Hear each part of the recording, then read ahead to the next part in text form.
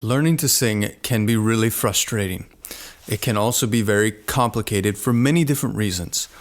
A big reason, though, is because of subjective perception and because of our own proprioceptive awareness of what it is we're doing when we're singing. Have you ever wondered, what should I be thinking about when I'm singing in terms of technique? And what should I be focusing on? Today I want to give you an idea or a concept of something that you can start implementing into your exercises and into your singing. Before I introduce this concept, I do want to give a shout out to Dr. Nicholas Perna, Ken Bozeman, and Ian Howell. This is based off of their work. So when I'm singing an ah vowel,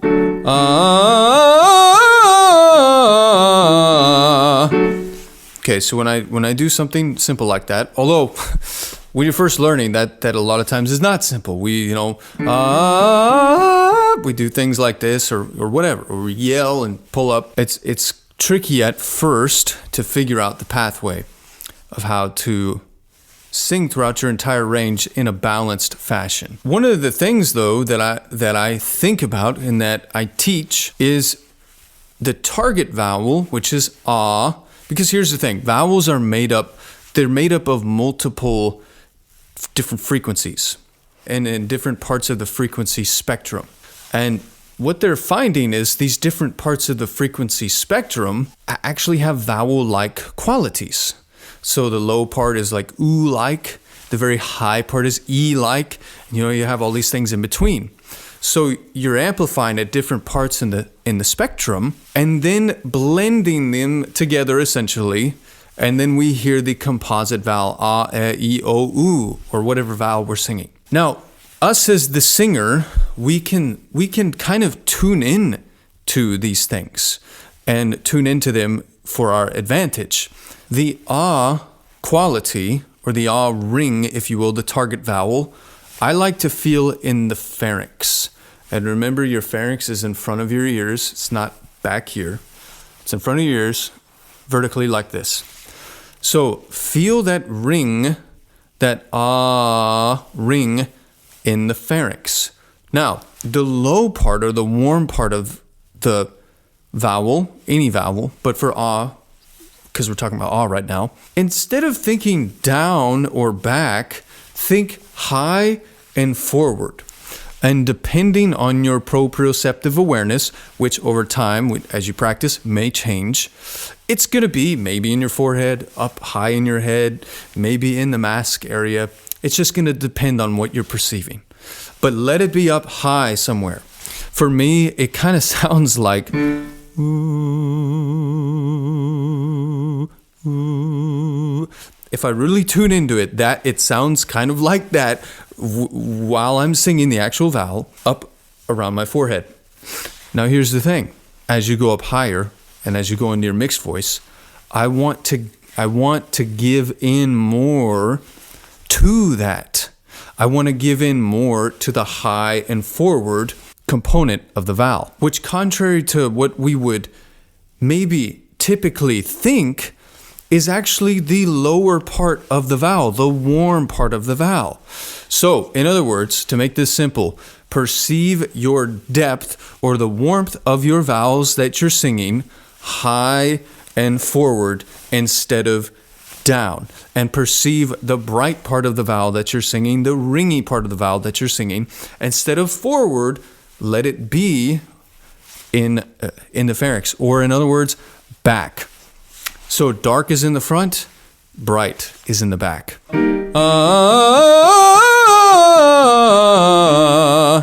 As I ascend, even on the first note though, there's really a sense of like, or this And if I kind of muffle the whole thing by doing a little bit of a puffy cheek, this is what I'm tuning into.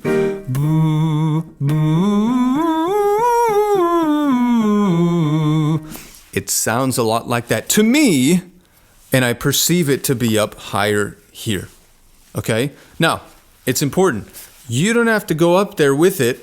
You stay down in your body. Your sense of self, just stay grounded, but just notice there's things going on up here. And now, if there's not, You may be too like too tight or bright or strangled or something, which would then rob you of this sensation. So if you can allow yourself to make changes to where you feel something up there, instead of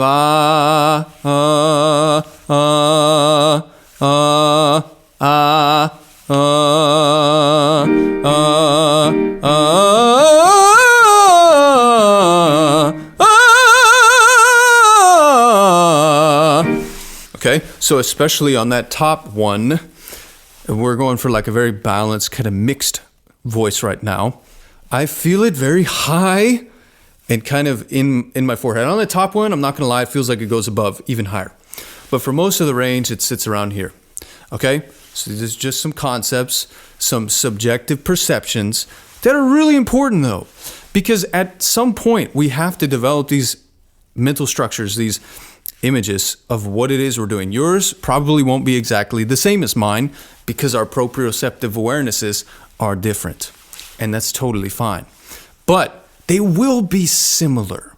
They won't be the same, but they will be similar. So you can borrow from my experiences and not try to make yours exactly the same, but as a blueprint of what it will kind of be like. Okay, that right there, I mean, you could spend the next 6 months working on that, to be 3 months, whatever, working on that and probably get a lot of mileage out of that idea.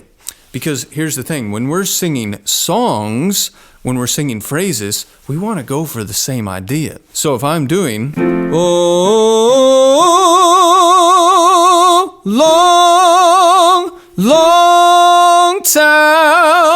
long time coming, but I know. Now, when I go to sing, I'm stylizing a little bit. I'm allowing my authentic style to come out because it's not a classical song. If I was singing classical, I would probably I would keep more of this warmth the whole time, but there's still a perception of it. Oh,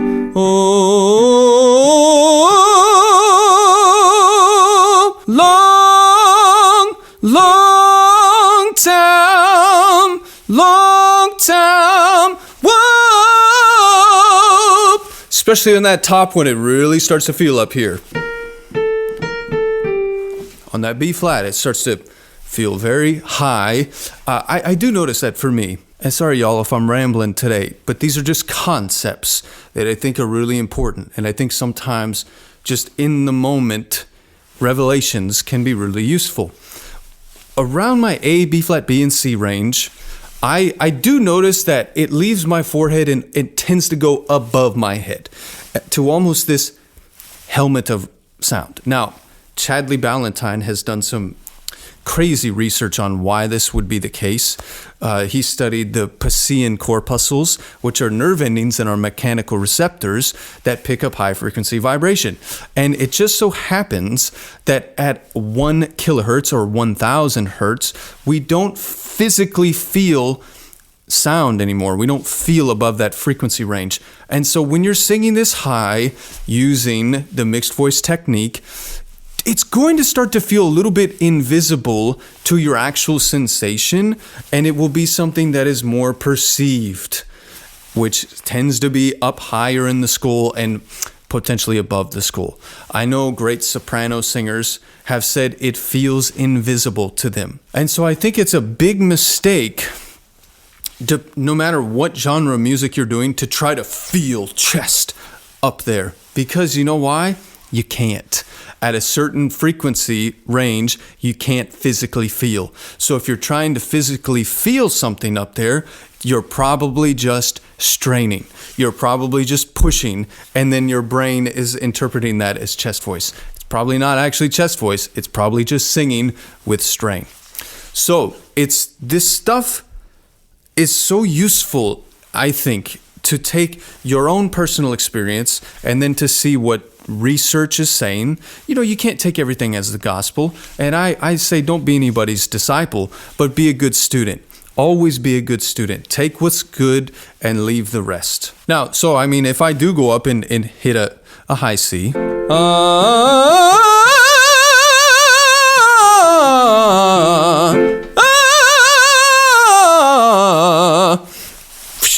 feels up there for me. Now, here's the thing. I'm still giving it effort. I mean, to sing a full high C like that, it's going to take, let me rephrase that, energy. It's going to take expressive energy. I mean, you can't back down from that and, this is never going to work.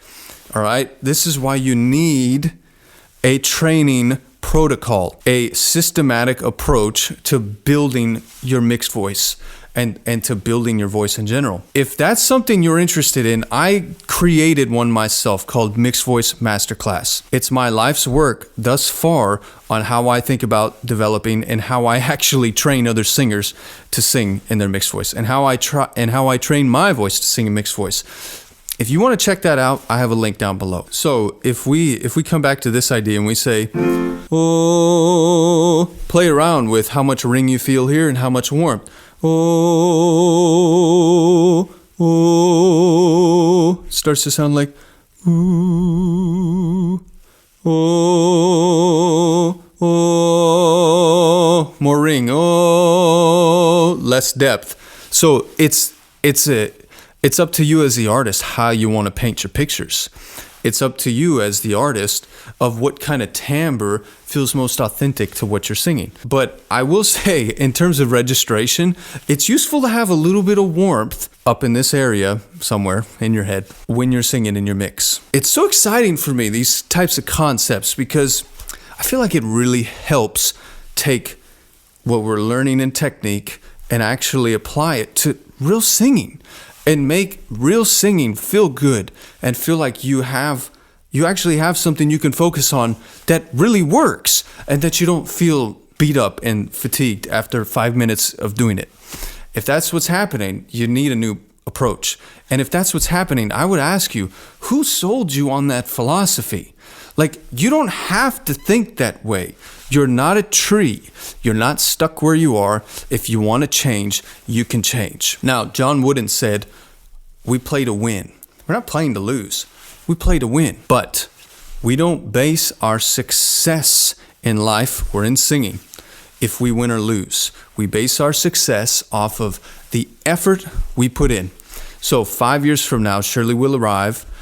Where are you going to be? And when you get there, will you look back on those 5 years and be proud of the work you put in? I hope so. I really hope that you like this video today, and I do hope it helps you. I hope it helps you sing the way you want. If you did like it, please give me a thumbs up. And also let me know down in the comments. I love hearing from y'all down there. If you haven't yet, hit subscribe to my channel. Please, come on now. And you'll be notified when I release more videos just like this one. Until next time.